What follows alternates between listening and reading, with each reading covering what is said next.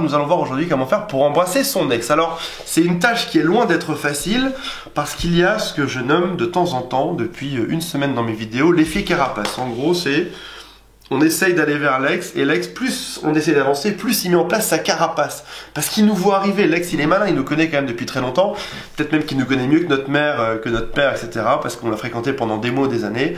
Et du coup, l'effet carapace, c'est quoi? C'est tu viens vers moi et je bloque. Et même avant même que tu sois là dans la pièce ou dans le bar ou en train de te promener avec moi, je commence déjà dans ma tête à me bloquer en me disant mon ex va essayer de m'embrasser, donc je me prépare déjà à me bloquer, je prépare déjà tout ce qu'il faut pour ne pas me laisser faire. Donc on va voir dans cette formation aujourd'hui les 5 grands points pour arriver à contourner ce blocage, cette carapace, et puis comment faire pour l'embrasser derrière. Je pense qu'à la fin de cette mini, ce qu'on peut appeler ça, c'est plus qu'une capsule vidéo, c'est une mini formation aujourd'hui qu'on va faire ensemble. Vous allez savoir exactement comment faire pour embrasser votre ex la prochaine fois que vous le verrez ou la verrez. Alors l'objectif ultime, c'est pas que vous embrassiez votre ex. En même temps pour bien noter le truc là. Voilà. L'objectif ultime à atteindre pour moi, c'est pas que vous embrassiez votre ex, c'est que votre ex vienne vous embrasser. Exact. Ça, c'est l'objectif ultime. Alors c'est pas gagné, hein. Ok, c'est super dur parce qu'a priori, si l'ex a rompu, c'est parce que il y avait une volonté de séparation et pas forcément de volonté de rapprochement. Comment faire pour donner envie à l'ex, soit de se laisser faire, soit d'aller vers vous pour qu'il y ait de nouveau un petit bisou. Comme disait Moïse, si ce n'est pas Mahomet qui va à la montagne, c'est la montagne qui ira à Mahomet. Ok. Alors, 5 étapes. Ou alors c'était Nietzsche qui dit ça. 5 étapes. Là, on va revenir au concret de cette mini-formation. Étape numéro 1, alors, on imagine qu'on est en ce moment plus en silence radio, on a des contacts avec notre ex, qu'on se voit de temps en temps, et là, il y a un rendez-vous qui est susceptible de pouvoir se transformer. Donc, toute première étape, lorsqu'on arrive, c'est créer de l'espace, créer de l'oxygène. Parce que, comme on l'a vu, l'ex se met en mode carapace, défense, et n'a pas envie de venir vers vous. Donc, l'idée, c'est de lui laisser la place, et pas de venir l'envahir. Parce que, en mode défense, quand il y a quelqu'un qui agresse, on se met les boucliers, on se met en défense, on se met une armure, on met tout ce qu'on veut, mais surtout, l'autre ne pourra pas pénétrer dans notre espace d'intimité.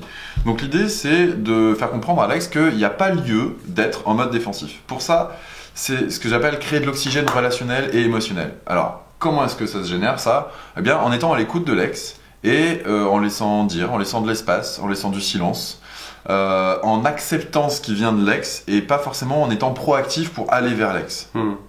Il y avait une bonne image pour ça. C'était David D'Angelo dans un e-book il y a 10 ans à peu près. Il expliquait que quand on drague une fille, alors c'était un séducteur d'hommes, enfin homme pour séduire les femmes. Il expliquait que en soirée, alors je le mets derrière sur un fond blanc, lorsqu'on drague une fille, je fais ça avec les doigts, je fais ça pareil avec ma fille le soir avant de me coucher. J'explique cette histoire. Il disait que le problème des hommes, c'est qu'ils ont trop tendance à se mettre en avant et du coup les femmes se reculent. Instinctivement, quand quelqu'un vous parle proche, nous qu'est-ce qu'on fait? On se recule. Donc là l'idée c'est non seulement de garder la bonne distance et de pas trop s'approcher, de ne pas être trop bouffeur d'oxygène comme dit Quentin, et en plus éventuellement d'être un peu en retrait, un peu à l'écoute pour que ce soit l'ex qui se rapproche instinctivement de vous. Et c'est un mouvement, c'est comme une espèce de valse qui se fait à deux. Quand l'un avance trop, c'est l'autre qui se recule et réciproquement. Donc si on veut que notre ex nous embrasse, mieux vaut que ce soit nous qui, physiquement et psychologiquement, soyons en train de nous... soyons un peu dans le retrait. Pour pouvoir faire ça, 2 conseils pratiques. Essayez de développer votre sécurité intérieure. Si vous êtes dans l'angoisse, si vous êtes dans le besoin, si vous êtes... eh bien, vous allez poser des actes qui vont pas être réfléchis et vous n'allez pas dégager la sérénité nécessaire pour que votre ex ait la place de parler. Donc, premier truc, essayez de développer au maximum votre sécurité intérieure. J'ai un blond là. Deuxième truc, toi tu sais, tu lis dans ma tête. Moi je te laisse galérer avec ton blanc, tu te démerdes. Si, ça y est, j'en ai rien à faire. Le deuxième truc, non mais c'est important. Le deuxième truc, c'est que quand vous prenez la parole, essayez de ne pas faire des affirmations. Essayez de poser des questions ouvertes. Pas des questions par lesquelles on va répondre par oui ou par non. Pas des questions qui vont obliger l'ex à se positionner, mais faites parler votre ex de lui ou d'elle. Essayez de poser des questions ouvertes. Eh bien, comment ça va au travail? Ouais, comment ça va en ce moment? Est-ce que tu as des projets ou comment tu te sens voilà, des questions ouvertes, des questions sur l'ex, des questions sur ce que vit l'ex. Alors après, il y aura des envies de partager ou pas, mais voilà, posez des questions ouvertes. Et pas des questions fermées, pas des affirmations. Et là, vous allez laisser de l'espace à votre ex pour pouvoir s'exprimer. Exactement.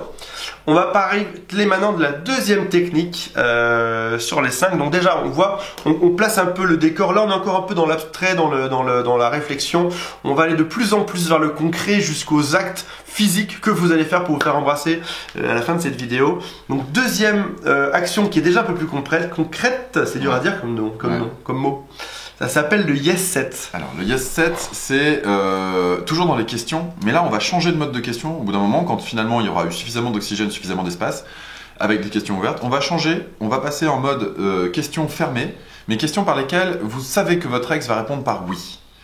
Il faut poser des questions où on répond par oui ou par non, et faire un maximum de réponses où c'est oui, le oui qui l'emporte. Si votre ex vous dit oui, allez, on va dire, l'objectif c'est 7 fois. Si votre ex vous dit 7 fois oui, à ce moment-là, il y a toute une configuration qui se place dans le corps quand on dit oui. On s'ouvre, on est ouvert, on accepte ce qui vient de l'extérieur et on n'est plus du tout sur le mode défensif. Donc, on a fait exploser la carapace qui était là au départ. On fait un test. Alors, vas-y voir. Vas-y, on a le temps, vas-y. Pose-moi des questions. Je te pose des questions, puis on va voir si je suis un peu en mode, oh là là, il y a Quentin qui est chez moi aujourd'hui. Oh là là, vas-y, pose-moi des questions. Est-ce que tu adores ton job? Ah ouais, j'adore mon job, c'est vrai. Ouais, j'aime beaucoup mon job, c'est une passion. Est-ce que t'aimes bien quand on t'envoie des SMS pour te dire c'est cool, j'ai récupéré mon ex? J'adore ça, écoute, j'adore ça. Ouais.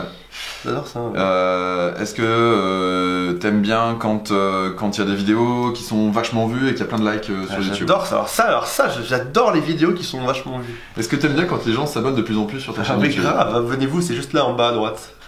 Regardez le smile qui arrive. Le Yes Set et le smile arrive. Oh, voilà, on comprend bien. Donc par exemple, si on mène ça sur le thème des ex, ça pourrait être par exemple, est-ce que ça se passe bien en ce moment à ton travail? Oui, bah oui, en effet, pas mal. Tiens, en fait, qu'est-ce qu'on peut dire d'autre avec son ex qui va en oui, quoi? Est-ce que tu as réussi à passer ton permis de conduire alors qu'on sait très bien que c'est le cas récemment? Oui, c'est exactement, j'ai réussi à passer. Voilà, des questions simples. Est-ce que tu veux qu'on aille manger une crêpe ensemble? Ça peut même être un truc dans ce qu'on va faire. Non, ça veut dire non, ça. Je connais ce signe de tête qui veut dire non. C'est oui, mais Antoine, on fait une vidéo. C'est que là, on n'est pas sûr que l'ex va répondre oui. On n'est pas sûr. Ça fait jouer un peu. Oui, mais non, pas à ce moment-là. Là, l'idée, c'est vraiment que l'ex dise oui un maximum de fois possible. Ah oui, un maximum de fois. T'as vu, il fait vachement beau aujourd'hui. Vachement beau aujourd'hui, oui, c'est vrai. Non, ouais. Ok, des choses comme ça. On a bien compris le point numéro 2. On va passer maintenant au point numéro 3 qui est la valorisation de l'ex. Donc on voit bien qu'on est en train de créer un climat dans juste ces deux, trois premiers points. On crée un climat positif pour arriver à quelque chose derrière. Un climat de confiance. Et après ça, on va voir comment faire pour arriver à l'embrassade. Alors, point numéro 3, comment valoriser son ex. Et on fait vite parce que je te rappelle qu'on a un compteur qui tourne. D'accord. Il y a des gens qui sont pressés en face de chez nous. Alors, on a fait tomber des barrières. On a développé la confiance, on a permis à Alex de se sentir bien avec des oui, et maintenant l'idée c'est de permettre à Alex de s'ouvrir encore plus. Et comment on fait ça? On le fait par la valorisation de l'ex dans ce que l'ex aime de lui-même. Parce que vous aimez de lui, parce que là vous le conditionnez dans votre regard, mais ce que l'ex aime de lui-même. Par exemple, ouais, je suis super content que tu sois dans cette démarche-là, ça te va bien, je te sens rayonner en ce moment, c'est cool que tu changes de boulot, de toute façon t'en avais marre de ton boulot d'avant. Ça peut être physique aussi, ça peut être physique aussi, ouais. Ta jupe te va très bien. Dis donc, t'as fait un super choix de jupe. Ouais, c'est pas ta jupe te va très bien, parce que là c'est moi qui pense que, voilà, c'est, dis donc, tu as très bien choisi, voilà. Valoriser l'ex dans les actes qu'il pose. Parfait. Et dans le regard que l'ex peut avoir de son estime personnelle. Essayez de faire en sorte de valoriser. Bah, écoute, c'est vachement bien, je suis super content. Je te remercie d'être venu à ce rendez-vous, etc. Avant qu'on passe au point numéro 4, j'ai une petite question pour vous. On me dit qu'il y a des bonnes pratiques YouTube, qu'il faut faire des vidéos plutôt très courtes qui durent 1 ou 2 minutes. Et moi, il y a des fois, j'ai envie de parler en fait, j'ai envie d'expliquer des choses parce que reconquérir son ex, c'est pas si simple. J'aimerais avoir votre avis sans induire votre réponse. Mettez-moi dans les commentaires en dessous si vous préférez les vidéos qui sont plutôt de 2-3 minutes, de 5 minutes, de 1 heure si ça vous plaît. En tout cas, dites-moi à quel moment vous décrochez et ce sera très intéressant et je ferai des vidéos en fonction de ce que vous me dites. Tu me dis quand je te coupe dans la démarche, hein. N'hésite pas. Hein. On y est. T'es perdu, peut-être le point numéro 4? Alors le point numéro 4, il est un peu plus délicat parce que il va vous demander un petit temps de réflexion avant le rendez-vous. L'idée, c'est que, je sais pas si vous connaissez la PNL, programmation neurolinguistique, les gens ont un comportement type qui va faire en sorte qu'ils vont soit se bloquer, soit s'ouvrir. À quoi votre ex était le plus sensible? Alors, il y a 3 catégories. La première, c'est la catégorie visuelle. Est-ce que votre ex est sensible à la façon dont il ou elle est regardé, au regard qui est posé sur votre ex? Est-ce que votre ex est sensible au son de la voix, au son de votre voix, par exemple, pour pouvoir s'ouvrir et se mettre dans une configuration amoureuse? Ou est-ce que votre ex est sensible principalement au toucher?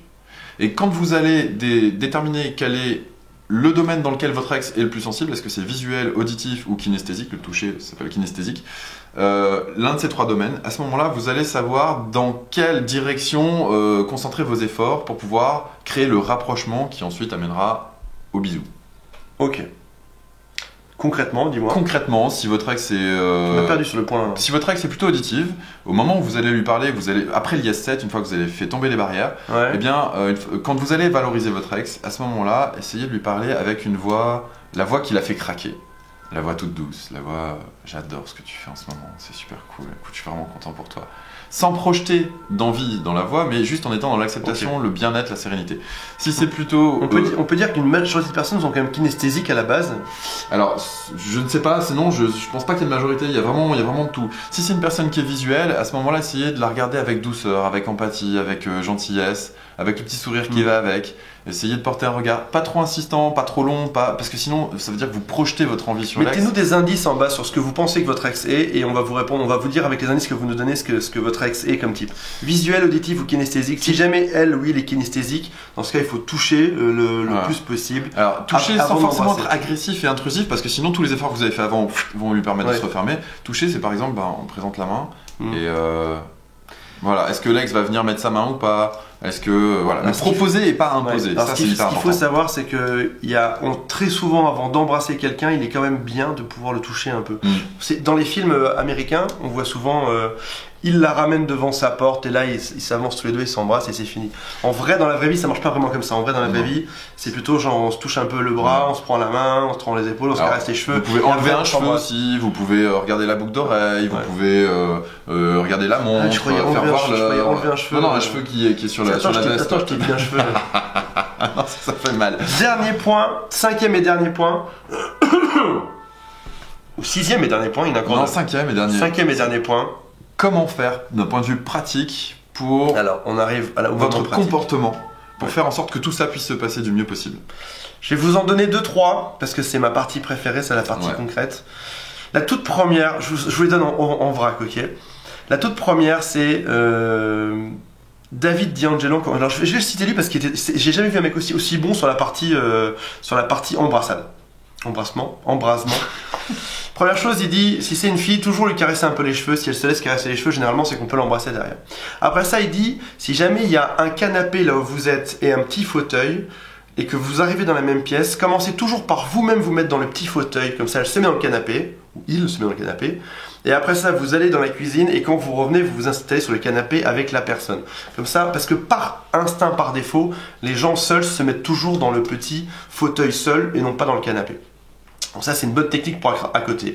On voit bien aussi que pour embrasser quelqu'un il faut être juste à côté. Donc les tables de café qui sont l'une en face de l'autre avec une table au milieu, c'est pas vraiment l'idéal pour s'embrasser parce que sinon on fait tomber le Coca-Cola et le Perrier et tout ça. Ou la bière, la vodka, je sais pas à quoi vous tournez quand vous revoyez votre ex. En tout cas... Mettez-vous à l'angle. Le rôti de veau. Mettez-vous à l'angle. Si y a une table en carré, votre ex se met à un endroit, essayez de vous mettre à l'angle et pas en face. Donc on repère dans le bar où vous êtes l'endroit où il y a un canapé d'angle et on se met plutôt sur cette table-là parce que lorsqu'on est à côté de l'un autre, c'est plus simple. Après ça, si vous vous baladez, c'est très simple encore une fois pour s'embrasser. On peut se prendre par la main. Après ça, ne pas y aller de manière... on va imaginer que Quentin est mon ex-copine. On va pas imaginer ça. On va pas trop imaginer trop longtemps. D'abord, si on se balade, je prends la main de Cantina, je lui prends la main. Mais je vais prendre la main, après ça je te prends l'épaule, après ça je te prends le bras, après ça... Et au bout d'un moment, l'autre, on en revient à l'oxygène, l'autre il en peut juste plus quoi. Donc ce qu'on fait, c'est qu'on va avoir 5 minutes pour lesquelles on va prendre la main de l'autre. Après ça, on va lâcher la main, on va se balader, etc. Après ça, peut-être qu'on va prendre par les épaules, après ça on va arrêter, etc. Et puis après ça, on va s'embrasser. En tout cas, faire une séquence qui ne va pas de pire en pire, de plus en plus sensu, mais une séquence qui fait que par moment on se rapproche, par d'autres moments on se détend, on s'éloigne. C'est un peu comme un tango ou une valse, en tout cas il y a quelque chose qui est assez similaire, donc on danse ensemble et non pas l'un sur l'autre, quoi. Donc voilà, si jamais vous avez aimé ces conseils, mettez-moi un petit commentaire en dessous, abonnez-vous à la chaîne, mettez-moi un pouce, ça me fera extrêmement plaisir. Si jamais vous aimez ce format de vidéo, ben dites-moi-le. Si vous aimez les vidéos qui sont un peu plus longues, qui vont un peu plus dans le détail, dites-moi-le. Si vous préférez des conseils courts et efficaces, genre en 30 secondes, des 3 conseils pour faire ci, pour faire ça, mettez-moi-le. Et comme ça, je ferai ça en fonction. Et on vous dit à très bientôt. Et bon courage. Bon courage, bonne chance amoureuse. Salut à tous. Salut.